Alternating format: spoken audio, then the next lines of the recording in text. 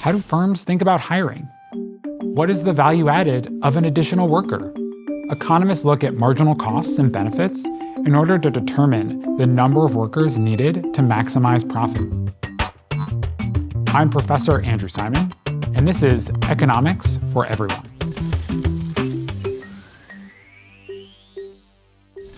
Factors of production are simply the inputs used by firms to produce goods and services. Firms, as producers, are faced with determining the optimal mix of these factors of production. They must ask themselves questions like, how much land do I need? How many workers do I need?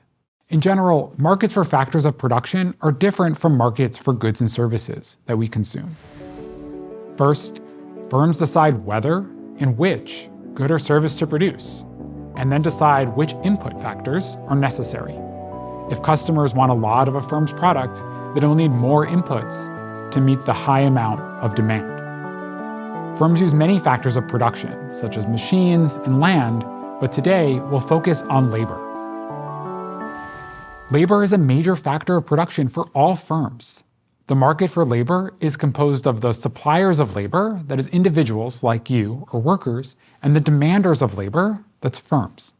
When thinking about labor markets, this is flipped from product markets. In product markets, individuals make up the demand side of the market, while in the labor market we're going to study today, individuals make up the supply side of the market.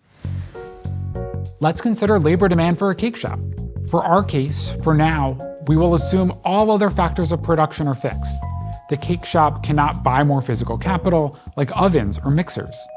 We're only going to think about how many workers the cake shop should hire based on how many cakes it can make with a given number of workers and how many cakes customers want to buy. The cake shop will be able to produce more cakes if it hires more workers. However, when adding additional workers, the cake shop faces the law of diminishing marginal returns.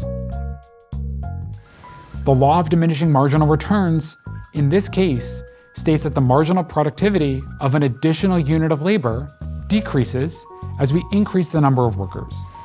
For example, when we have more bakers in the cake shop, they can produce more cake batter, but there's only so much room in the oven at a given point in time. This makes each additional baker less productive. When a firm hires more workers to produce more outputs, the firm can then sell the additional goods and services to consumers. The value to the firm from that additional output from hiring more workers depends on how much added revenue it brings in. For our cake shop, this change in revenue is equal to the number of additional cakes that it produces times the price of a cake, or the marginal product of labor times the price of the good. This quantity is known as the value of the marginal product of labor, VMPL for short. The VMPL is the contribution of an additional worker to a firm's revenues.